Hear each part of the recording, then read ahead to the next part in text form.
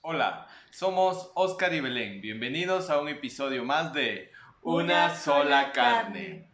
Querido Padre, te agradecemos por todos los instantes que nos permites compartir tu palabra y sobre todo la sabiduría y la inteligencia que podemos hallar en ti. Que eso nos sirva para un mejor crecimiento dentro de nuestra relación conyugal. En el nombre de Jesucristo nuestro Señor. Amén. Amén. ¿Y corazón, qué tenemos para hoy? Amén. Bueno, hoy continuamos con el tema cómo resolver los conflictos, ¿verdad? Y es un tema bastante polémico, intenso, porque verdaderamente, pues, ¿quién no tiene conflictos? No solamente en la relación de pareja, sino continuamente estamos abordando ciertos conflictos en nuestra vida, ¿verdad? Y habíamos conceptualizado lo que era un conflicto, habíamos dejado claro que es esa pugna, ese combate que hay cuando hay dos ideas distintas, ¿no? Y generalmente eso es lo que pasa dentro de la relación de pareja, de la sola carne. Todos los días no estamos en un acuerdo constante. Hay cosas, pensamientos, decisiones de las cuales tenemos que siempre estar combatiendo, ¿no?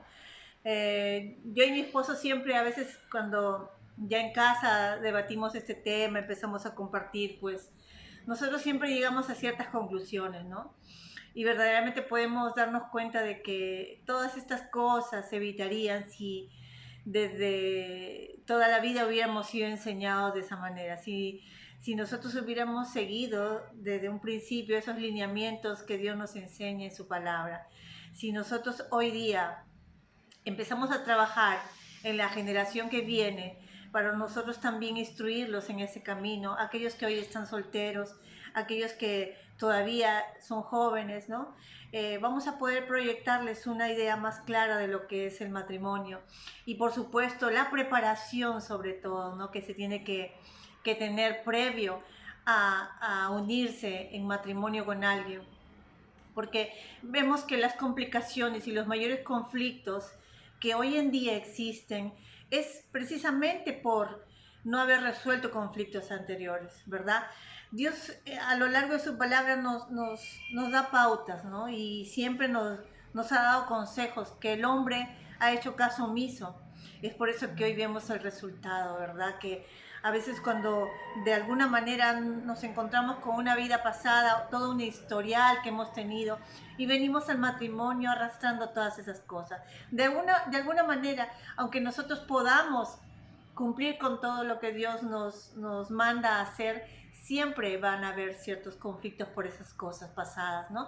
Que van a generar de repente un malestar ya sea en el hombre o en la mujer, pero es por eso que nosotros pensamos que lo ideal en este caso siempre es poder tener ese tiempo para sanar los corazones, para sanar las vidas, venir al matrimonio lo más emocionalmente sanos posible, porque eso es la raíz de casi la mayor parte de los conflictos que hoy en día vemos, ¿verdad, amor? Sí, mi corazón. Sobre todo lo que conversamos de estos temas, no solamente en este, sino todos los que hemos dado, siempre llegamos a la conclusión de que ambas partes tienen que escuchar el consejo. No es solamente uno oyendo y tratando de convencer al otro, sino que ambas partes tienen que llegar a ese primer acuerdo, de oír el mismo consejo. ¿Por qué? Porque si no es así, no funciona. Ambos tienen que cooperar y ambos tienen que aceptar, por lo menos tal vez al inicio no acepten sus diferencias, pero sí empezar a aceptar que tienen que ser ayudados, que tienen que ser aconsejados. Que una parte lo oiga el consejo no es suficiente. Tienen que ser ambos. ¿Por qué ambos? Porque si uno solamente es el que oye, entonces a establecer mucho, va a establecer sus esfuerzos para rescatar su relación o hacerla mejor. Pero al no ver un fruto, se va a frustrar. Entonces, esto funciona porque ambos prestan atención al consejo, al principio, y no son tan difíciles de entender. Tal vez un poquito complicado aplicarlos. Sin embargo, con paciencia y sobre todo amor. Si la pareja aún se aman, a pesar de que tengan sus conflictos, a pesar de que tal vez se enojen la mayor parte del tiempo, pero aún se aman, siempre habrá esperanza. Así es. Entonces, bueno, vimos muchos puntos importantes, ¿verdad? Decíamos que hay que evitar el conflicto, por supuesto que no. No es conveniente evitarlo, ¿no? Siempre hay que afrontarlo, abordarlo con esa manera que dimos algunos puntos, algunas pautas, ¿no? De que tendría que ser siempre con las preguntas respectivas en tono suave, ¿no? A veces uno como que a primera instancia pierdes el control, rápido te enojas y luego ya viene la ira y vienen las palabras, ¿no? Uno tiene que darse su tiempo para que verdaderamente uno ponga un momento de quietud interno y poder analizar las cosas, poder hablar como corresponde. Decíamos de que es diferente la manera de expresar cuando tú le dices, tú me ofendiste, tú me hiciste quedar mal, tú te burlaste, a decir, mira, en la reunión o en el momento que haya pasado el incidente, yo me sentí mal cuando tú dijiste estas palabras, ¿no? Entonces es distinto. Nosotros tenemos que aprender a tener esa habilidad para poder expresar las cosas, ¿no? Entonces dice Proverbios 15:18 que el hombre iracundo promueve contiendas, mas el que tarda en airarse apacigua la rencilla, ¿no? Entonces decíamos que hay personas que son muy conflictivas, ¿verdad? Y como lo que dice Proverbios, que el hombre iracundo eso es lo que va a promover las contiendas, porque está dentro de él eh, ese hábito, ¿no? De que todo lo ve problema, todo lo agranda, la sobrereacción ante alguna situación. Entonces decíamos que esto era precisamente porque de pronto su vida pasada no fue resuelta. De repente cuando niño él creció en un entorno de violencia, de agresividad, de maltrato físico de los padres, ¿no? Y una serie de situaciones que se dan.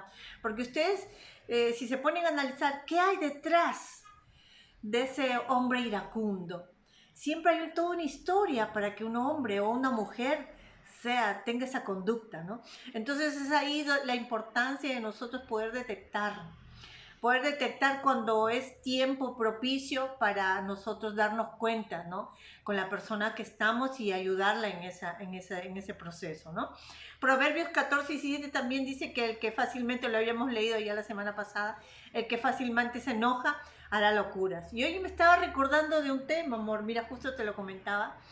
Recordaba de una pareja cercana que conocí en una oportunidad y ellos tenían 9 años de novios y ya estaban pronto a casarse porque ellos como algunos tienen por costumbre comprar todas sus cosas y luego de pronto ya cuando tienen todo dicen ya nos casamos, ¿no? Y así lo hicieron los dos profesionales y bueno, total que en ese transcurso 9 años ya estaban para casarse, como que ya el tiempo se acercaba y la chica, ¿no? La chica decide decirle que ya no quería más la relación, que terminaba. Entonces en la conversación que ellos tienen, pues, pero ¿por qué el tema? Y ella tuvo que ser sincera que se había enamorado de otra persona, ¿no? Cuando, cuando ella le dice esta noticia, él se lo dice, se fue sincera, él lo que hace en ese momento es agarrar una pistola y la mata, ¿no? Eso es en real, salió en los periódicos, todo, como les digo, fue algo cercano que conocí. Y, y entonces él al ver que en el momento de la ira lo hizo, obviamente, y después de ver lo que había cometido, no le quedó otra más que él también pegarse un tiro, ¿no? Entonces todos nos extrañábamos porque normalmente lo conocíamos como una persona tranquila, nunca vimos problemas en él de conducta, de carácter, nada de eso, ¿no? Entonces miren todo lo que a veces uno puede esconder, todo lo que a veces puede detonar en uno, estas actitudes, estas reacciones, ¿no? Que a veces están tan escondidas dentro de uno, ¿no? Por eso hoy los que somos padres, siempre tenemos que a los hijos no evitarles los problemas, porque lo escuchaba el otro día en un video, ¿no? De que pues nosotros a veces cometemos el error de decir, no, yo no quiero que mi hijo sufra, ¿no? Y a veces verdaderamente eso es muy dañino porque que el muchacho sufra, que el hijo tenga sus momentos para que pueda resolver problemas es importante, porque luego cuando se le presentan algún problema como estos, no los va a saber manejar. Y vieron que si una persona se suicida o mata a otra, es producto de eso, que a veces no le facilitamos a veces tanto la vida, que cuando se le presenta más adelante un problema, no lo van a poder resolver. No lo pueden, no tienen la capacidad emocional para afrontarlo, ¿no? Sí, y aquí en esta parte, en el proverbio que menciona mi querida esposa, dice que nosotros nos enojamos a veces rápidamente, es lo que se le podría llamar un secuestro por la amígdala, en el cual hay algo que se detona dentro de nosotros, se dispara, respondemos con violencia y después de haber reaccionado así, nos sentimos mal. Eso viene a ser los síntomas, ¿no? De esa acción que sucede mucho dentro de lo que es el matrimonio, de lo que es la sola carne, y tenemos que aprender a identificarlo. La amígdala queda por la zona del hipotálamo, aquí adentro, en el cerebro, en la parte central. Entonces, hay que identificar cuáles son esos detonadores en el cual el carácter explota a tal punto que se puede llegar hasta la ofensa verbal o también lo que es la ofensa física. Eso responde, ¿no?, a que hay un problema interno, como lo acaba de mencionar mi esposa, pero eso tiene un nombre y tiene que ser atacado desde ese nombre, ¿no? Esa manera a veces tan brutal, ¿no?, de responder. O sea, lo importante es también identificar que aún así puede haber amor. ¿Por qué? Porque es algo que escapa a la persona. Con esto no justifico lo que pueda estar sucediendo, pero por lo menos puedes darte una explicación por qué está pasando. Estos son uno de los posibles, ¿no? De los posibles móviles de ese tipo de violencia verbal, que eso es lo que más pasa, ¿no? Y lo que a muchas personas a veces les resulta difícil de tolerar. Definitivamente, cuando nosotros identificamos eso, una de las dos personas, ¿no? Bueno, en este caso el que recibe ese agravio, tiene que callar, ¿no? Tratar de calmar a la otra persona. Y juntos, ¿no?, empezar a encontrar un camino de diálogo, ya no a la reacción, sino a lo que causa esa reacción. Es importante conocer eso, porque no solamente hay una disputa, ¿no?, entre el esposo y la esposa por lo que uno siente, sino también hay muchas disputas que se generan por lo que uno piensa y por lo que uno cree que es la realidad de la vida, que no es compatible con la realidad de la vida que trae la esposa. Así que eso es importante aprenderlo a identificar. Sí, mira, qué interesante esto, ¿no? Cómo el organismo nos puede también dar una respuesta. Y yo creo que entonces de ahí venía lo que siempre yo escuchaba que decían, cuenta hasta 10, ¿no? Porque Claro. son segundos donde uno tiene una explosión interna, ¿no? Entonces decían, lo recomendable es contar hasta 10. Ahora entiendo que de ahí viene, ¿no? Y hay algunos consejos para tomar en cuenta, ¿no? Por ejemplo, tomemos tiempo para escuchar, ¿no? Porque a veces nosotros como que somos muy, no damos ese momento en la, de repente, discusión, en esa desavenencia de escuchar a la otra persona. Y esto es importante, escuchar. Usted puede creer que es un buen oyente, así que hay una regla importante que debe tomarse en cuenta, es que cuando el otro habla, usted calle. Porque imagínense, ustedes han visto, ¿no? Cuando a veces hay parejas que uno discute, el otro habla encima, al final los dos gritan y cada vez uno grita más que el otro y el otro sigue hasta que ya eso se sale de control. Entonces ninguno de los dos al final se entiende, ¿no? Entonces siempre tiene que ser uno el que uno calle para dejar que el otro explique, exponga su punto, ¿verdad? Eso es lo que dice, ¿no? Incluso aquí Santiago 1:19, por esto dice, mis amados hermanos, todo hombre sea pronto para oír. tardo para hablar y tardo para airarse, porque la ira del hombre no obra la justicia de Dios, ¿no? Entonces ahí nos está diciendo claramente, ¿no? Démonos esa pausa y para poder nosotros entender, para poder calmarnos, para poder nosotros escuchar a la otra persona, que porque a veces podemos nosotros tener, de repente estamos sacando una conclusión equivocada de algo, ¿no? No todo, como decía mi mamá, no todo lo que ves es real, ¿no? A veces es verdad, ¿no? A veces Claro. hay cosas que nos parecen, pero no son así, ¿no? Con Belén, ejemplo, cuando uno de los dos pues se enoja con el otro, porque definitivamente hay situaciones así en nosotros, hemos aprendido que no tratemos de solucionar las cosas cuando hay enojo. Ya, eso está pero bien aprendido. Y de la misma manera les decimos a ustedes, no traten de solucionar nada mientras estén enojados. Porque es simple, es un principio simple y universal, no solamente está en la palabra, sino que funciona para todos. Porque la ira del hombre no obra la justicia de Dios. O sea, lo que trates de solucionar, lo que trates de hacer cuando estés enojado, no va a terminar bien. Más bien se va a hacer más grande, va a ser más el problema, va a ser la situación más dramática. Definitivamente tenemos que calmarnos. Ahora, a algunas personas les puede resultar fácil calmarse en unos minutos, otro en horas y otro hasta el día siguiente. Ok, escojan. ¿Qué prefieren, no? Esperar mejor que uno se calme aunque se demore un tiempo considerable o esperar como se dice, a reconstruir todo lo que se rompa, porque cuando uno está en cólera, no solamente habla cosas hirientes, cosas que definitivamente puede tomar años volver a reconstruir el corazón del cónyuge.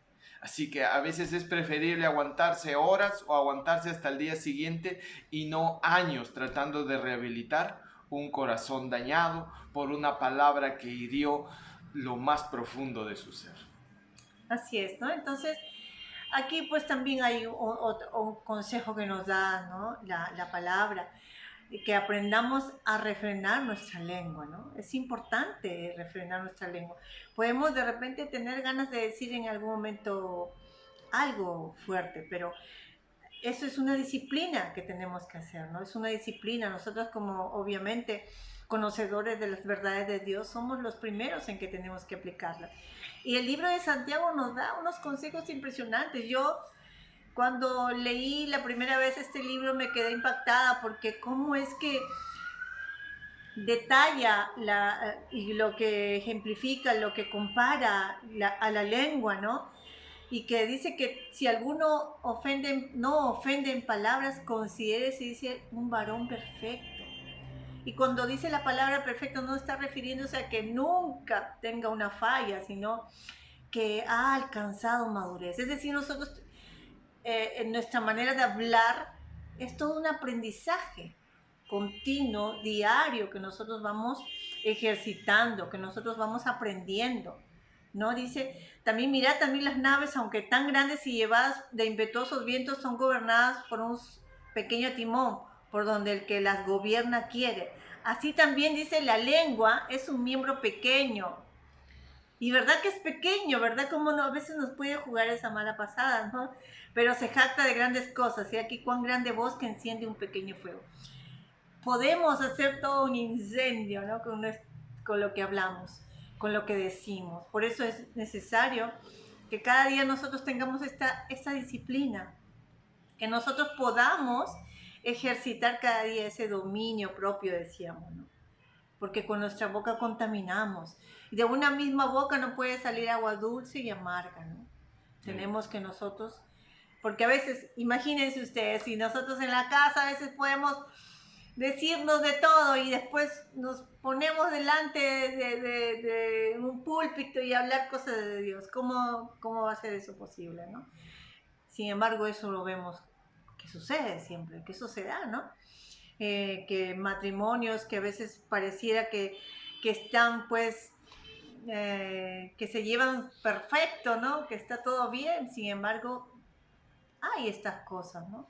Pasan estos problemas, ¿no? Entonces necesitamos nosotros también tener conciencia de disciplinar nuestra lengua, de educarla, de nosotros ejercitarla todos los días y ponerla al gobierno de Dios. Sí. Y acá también hay algo que hay que remarcar, ¿no? Si bien es cierto, hasta a veces a la iglesia se le critica porque a veces toma en cuenta las emociones, lo cual para mí es muy importante, las emociones y los sentimientos, la voluntad y el intelecto, que es lo parte del alma. También se tiene que tomar en cuenta lo que son las ideas, porque es a través de la lengua en que se transmiten las ideas. Y las ideas son inmortales, ¿por qué? Porque superan la vida del hombre. El hombre, el autor de tal idea puede morir, pero sus ideas siguen a través del tiempo. Y una de las ideas que se convierten en filosofías, que están muy enraizadas en la sociedad moderna, es lo que se le llama el feminismo. Es bien conocido, ¿no? Una de sus promotoras, se podría decir, una de las madres de ese movimiento, la francesa Simone de Beauvoir, con su libro publicado en 1949, El segundo sexo. Ella establece que la mujer no se nace mujer, sino que se llega a ser. ¿Qué quiere decir con eso? Que la mujer viene a ser una construcción social, una construcción cultural.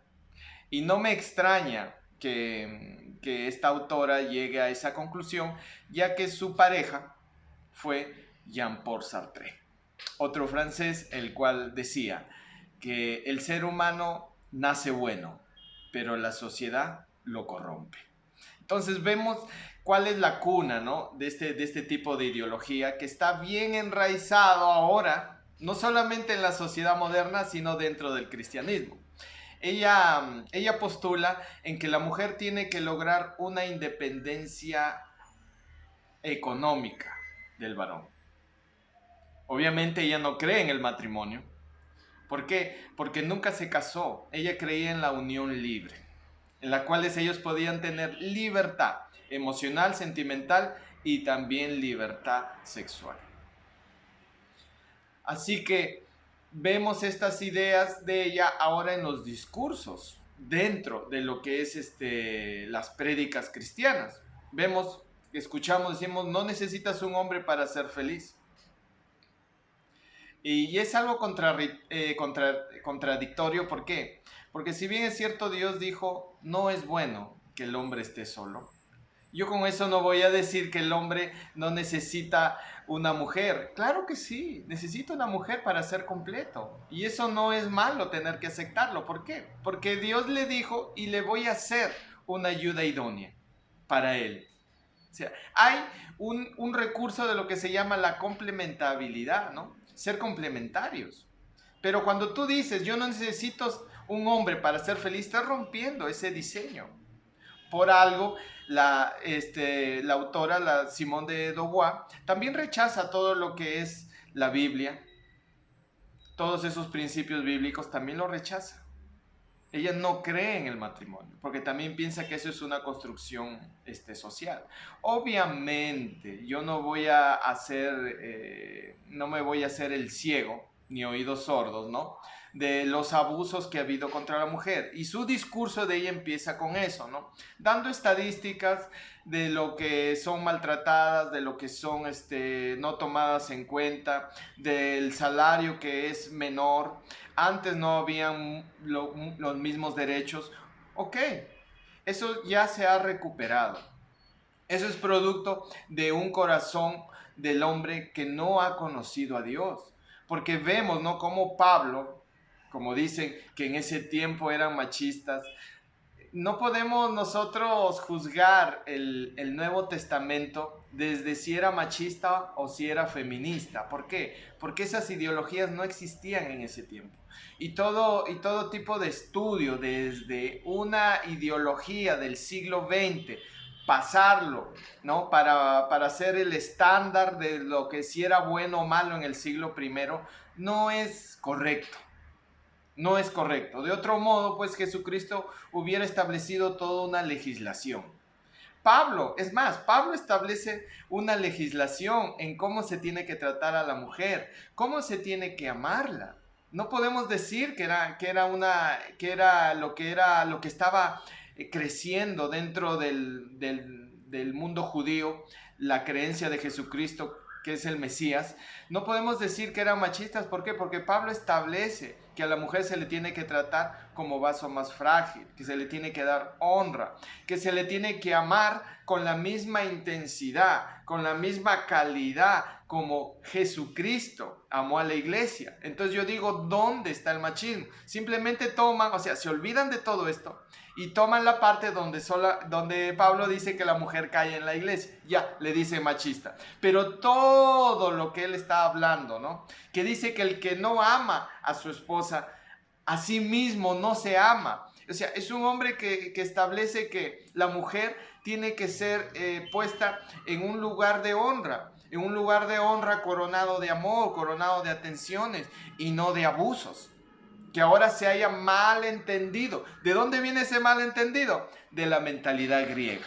Tanto Platón como Sócrates establecían, ¿no?, que la mujer era como una especie humana un poco más baja que el hombre. Como que era una especie que algo les faltaba para ser completa. Eso es pensamiento griego. Eso es pensamiento occidental.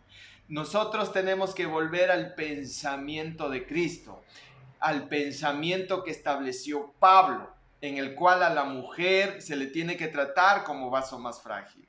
Y entiendan que cuando dice que la mujer cae en la congregación, se refiere a otro contexto cultural propio del pensamiento de Jesucristo, en el cual el hombre es el encargado de impartir la Torá. Y si la mujer preguntaba, quedaba en manifiesto que el hombre no cumplió su labor correctamente. Pero no se refiere a eso, porque cuando se mira con el lente del siglo XX, vamos a ver muchas carencias, pero en ese tiempo no existía feminismo, no existía el término machista.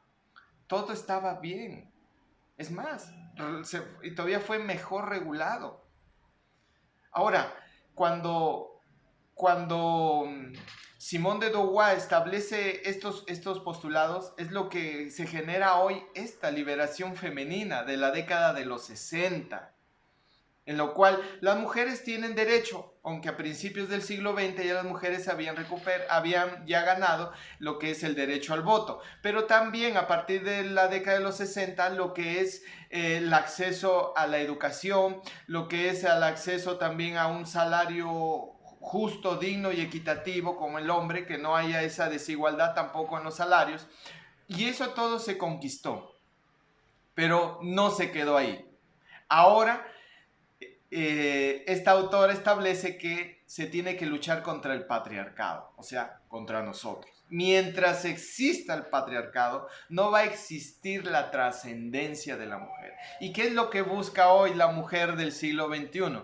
Trascender por encima de lo que tenga el rol como varón. Establecen la palabra que tenemos que ser iguales. Lo siento, no somos iguales. Somos diferentes. El problema occidental es que cuando dicen diferente, significa inferior. Lo siento, no es inferior. ¿Por qué? Porque las funciones que yo tengo, la mujer no lo puede hacer. Y las funciones que tiene la mujer, yo no lo puedo hacer. Y eso no me hace a mí inferior por no hacerlo. O a ella la hacen inferior por no hacer lo que yo hago. ¿Por qué? Porque todo responde a una biología, al cuerpo físico. Es más, la manera como nosotros pensamos en nuestro cerebro, las conexiones neuronales, las conexiones entre lóbulos cerebrales, es diferente. Y no con eso vamos a decir que somos menos, somos diferentes, pero nos necesitamos, somos complementarios. Y esa ideología hace mucho daño hoy. ¿Por qué? Porque hay una separación en el matrimonio, en el hecho conyugal, en la cual tú tienes lo tuyo y yo lo mío. Tú te ocupas de gastar tu dinero y yo gasto mi dinero. Ese es producto de una ideología feminista, por si acaso. Es feminista.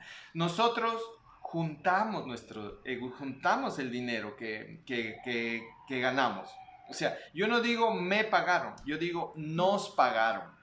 Y si ella recibe también dinero, no es que ella recibió dinero, sino nosotros recibimos dinero. Nosotros tenemos que romper. Ya, yo tampoco estoy de parte del machismo porque es algo abusivo. Yo lo que estoy es a la forma como Jesucristo trató a las mujeres, a cómo la primera iglesia, ¿no? Empezó, cómo es que veía a la mujer. Ahora va a decir, no, es que no dejaban que tengan puestos de autoridad. Bueno, eso sería tema de otro, de otro episodio, porque si no se nos va acá los minutos para poder eso. Pero pongo en función solamente un principio que ella estableció, la autora, la Simone de Beauvoir, la independencia. Miren, en la sola carne, en el matrimonio, como lo quieras hablar, no existe la independencia.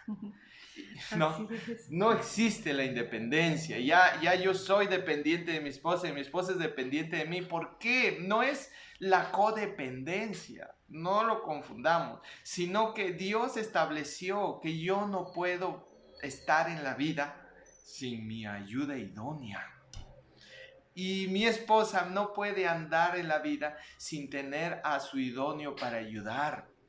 Y la palabra ayudar, ser de ayuda, no significa que eres inferior. Ese es el punto que has tocado algo importante, porque a veces por esa palabrita de que nosotros solo somos ayuda, ha habido una mala interpretación, ¿verdad? También en cuanto a este tema, ¿no? Y tocabas puntos interesantes porque verdaderamente es como la iglesia de alguna manera también ha sido influenciada en esos pensamientos, ¿no? Así, ha sido influenciada y es necesario que conozcan las ideologías. ¿Por qué? Porque va a venir un predicador afectado con esas ideologías, las va a mencionar, pero como la gente no conoce, van a decir amén, porque eso es palabra de Dios. No.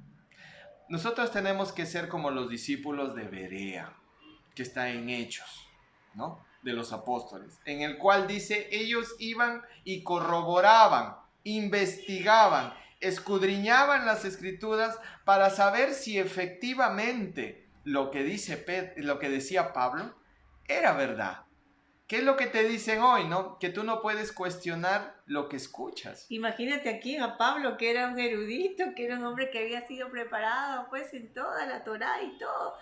O sea, tienes tú que culturizarte y tienes que tú revisar. Si tú escuchas algo que alguien te dice que es de Dios, ok, compruébamelo con la palabra. Pero ¿qué te dicen hoy? No, es que hay muchas cosas que no están escritas en la palabra. ¿Y eso qué me está dando a entender? O sea que ya lo que está escrito ya lo dominas. Ya lo dominas lo que está escrito, porque lo que está escrito es bastante infinito para ocuparnos de lo que no está escrito. Hay mucho misterio, hay mucha sabiduría oculta, esperando a ser explorada y explotada por cada uno de nosotros. Así es, muy, muy de verdad excelente, ¿no? Todo lo que nos podemos dar cuenta en este tiempo y todo lo que nos aporta también, nos ayuda a entender mejor aquellas cosas, estar preparados en este tiempo donde hay una guerra de ideas, ¿no? Así es. Y que nosotros tenemos que estar preparados para ello. No todo lo que escuchamos podemos decirle amén, porque necesitamos hoy más que nunca ser entendidos en la palabra, ¿no? Y también hablamos aquí en Santiago 4.1, donde dice algo que tiene que ver con lo que hoy nosotros experimentamos también a nivel en el mundo. ¿De dónde vienen las guerras y los pleitos entre vosotros? ¿No es de vuestras pasiones las cuales combaten en vuestros miembros? ¿No? Y miren qué importante esto. ¿De dónde es que vienen las guerras, los conflictos? sino de vuestras pasiones, las cuales combaten en vuestros miembros. Debemos examinar este texto, Sí. ¿no? Nos dice que verdaderamente de dónde se originan todos estos pleitos que hay, no solamente a nivel de pareja, familias, países, ¿no? Las guerras son los deseos que batallan en nuestro interior, que es la fuente principal de nuestras peleas. Tenemos que tomarnos un tiempo y mirar y examinar nuestro corazón. Verdaderamente tenemos que examinar nuestro corazón, ¿no? Porque esas pasiones que hay en nosotros, esos deseos, las ambiciones, ¿no? Todo lo que hay en el corazón del hombre verdaderamente, muchas veces trae todo este tipo de conflictos, Sí. ¿no? Y justamente ahí la palabra pasión se refiere en el original griego a deseos naturales y también deseos pecaminosos. Y acá hacemos un paréntesis. Cuando dicen deseos pecaminosos, todos se van a ir de frente a lo que es algo sexual, ya sea que tú estás mirando a una mujer o la mujer mirando a un hombre, deseándolo sexualmente. Bueno, también les informo que pecado en el original también significa errar el blanco. Así que quiere decir todos esos deseos pecaminosos, todos aquellos deseos que tú tienes que te hacen equivocar el camino a donde tú tienes que llegar. Es más, muchos matrimonios a veces se han roto dentro de la cristiandad porque o el esposo no tiene la misma intensidad como la esposa busca a Dios, o la esposa no tiene la misma intensidad como el hombre busca a Dios. Miren, Jesucristo fue claro que solamente puede haber divorcio, ¿no? Por fornicación. Es la palabra griega porneia, lo que está incluido lo que es prostitución, lo que está incluido lo que es adulterio y cualquier desorden sexual. Pero no dice que hay divorcio por diferencias ideológicas, por diferencias en deseos, por diferencias en la visión. No hay divorcio por eso. Eso ya es un invento del hombre. Y hoy se ha usado, no solamente el mundo usa esos argumentos en los cuales dice incompatibilidad de caracteres, sino que la incompatibilidad de caracteres ahora se ha pasado dentro de lo que es la cristiandad. Viendo ahora, no, personas que se divorcian porque simplemente tú no tienes la misma pasión que yo tengo por lo que hago para Dios. No, es que su pasión es distinta. No quiere decir que no ame a Dios porque no tenga la misma intensidad. Y no podemos usar de pretexto a Dios para divorciarme, para separarme. No, no se puede usar eso porque ahora el índice de divorcios dentro de la cristiandad es igual o mayor que el índice de divorcios fuera de la cristiandad. Por eso vemos que el mundo está ganando la batalla, porque supone que nosotros somos los defensores de la familia. Pero si tú me dices, no, yo te dejo, yo me separo de ti porque yo amo más a Dios, no has entendido. No has entendido nada. Definitivamente no has entendido nada. ¿Por qué? Porque has perdido la imagen de Dios en tu cónyuge. Dice que fuimos creados al mismo tiempo, a imagen de Dios. Génesis 1, 26 y 27. Y creó Dios al hombre a su imagen. A imagen de Dios lo creó. Varón y hembra los creó. Cuando tú te divorcias, tú estás rechazando la imagen de Dios en tu cónyuge. Es que la sola carne, como lo establecemos nosotros, va más profundo que el matrimonio. El matrimonio viene a ser ya algo romano. La sola carne viene a ser algo divino, porque se establece con un pacto y pacto de sangre. Mientras que el matrimonio se establece como un contrato. Hablamos de pacto dentro de la cristiandad. Te dicen, pacta con Dios. Cumple tu pacto. Pues ahora te informo que cuando tú fuiste a un altar, llevando a la mujer que estaba a tu lado. Y juraste delante, ¿no?, de Dios que estarías con ella, hiciste un pacto. Y ese pacto, como dijo Jesucristo, y como lo dice Pablo en sus cartas, se rompe solo con la muerte. Nuestra ética es más alta que la ética que tiene el mundo. Y nosotros tenemos ahora que aprender, y ese es el reto del siglo XXI, a honrar ese pacto. Yo no estoy diciendo que tienes que aguantar golpes o insultos. Ya cuando hay golpes, hay insultos, simplemente sepárate, dense un tiempo. Yo no te voy a decir, no, aguanta el golpe, no. Sepárate. Genera un espacio para que puedan de nuevo empezar a dialogar, siempre y cuando exista amor aún entre ustedes. Así es, entonces estamos ya terminando y con la conclusión de que verdaderamente tenemos que examinarnos, tenemos que ser sabios en cada una de las palabras que hablamos, tenemos que tener ese dominio propio, ese control en nuestras vidas, que confesemos aquellas faltas los unos a los otros, ¿verdad? Dentro del matrimonio nosotros tenemos esa oportunidad de hablar y pedir perdón, de reconciliarnos, de minimizar aquellas cosas que no son tan importantes y no estar viendo en la pareja todos los errores, no estar culpando siempre a que tú tienes la culpa, tú eres, sino que examinarnos más bien nosotros mismos. Porque como dice la palabra, ¿no?, que no busquemos la paja en el ojo ajeno, sino que miremos la viga que hay en nosotros. Si nosotros estamos siempre mirando todo el error en la pareja, también tenemos que darnos ese tiempo para examinarnos a nosotros mismos, ¿no? Y así poder llevar una vida mejor. Así que yo creo que con esto, cerrando este tema, has podido entender que el conflicto no se tiene que evitar, que el conflicto es algo que se tiene que abordar, porque después de ello, una vez que tú pasas, vas a poder entender que has crecido, que el matrimonio se enriquece, que lo que tiene que haber es esa constancia, esa perseverancia, que eso no te lleva a la destrucción. Un conflicto no te va a llevar a la destrucción, sino que tú sigas madurando, a que puedas llegar a ser aquel, como dice Jesucristo, el varón perfecto, ¿verdad? Y a eso es lo que apuntamos. Cada matrimonio puede ser consolidado de esa manera.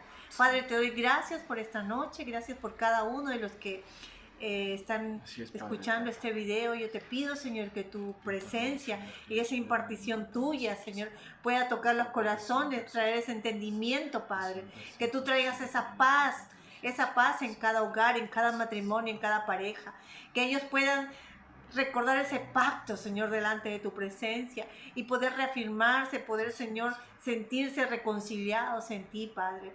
Gracias por cada uno, impartimos tu presencia, tu amor, tu paz, Señor, en cada hogar, esa armonía que necesita cada uno, Padre, en el nombre poderoso de Jesucristo.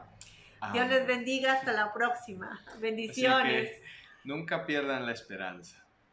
Si hay amor, hay esperanza. Todo se aprende con mucha paciencia. Así es.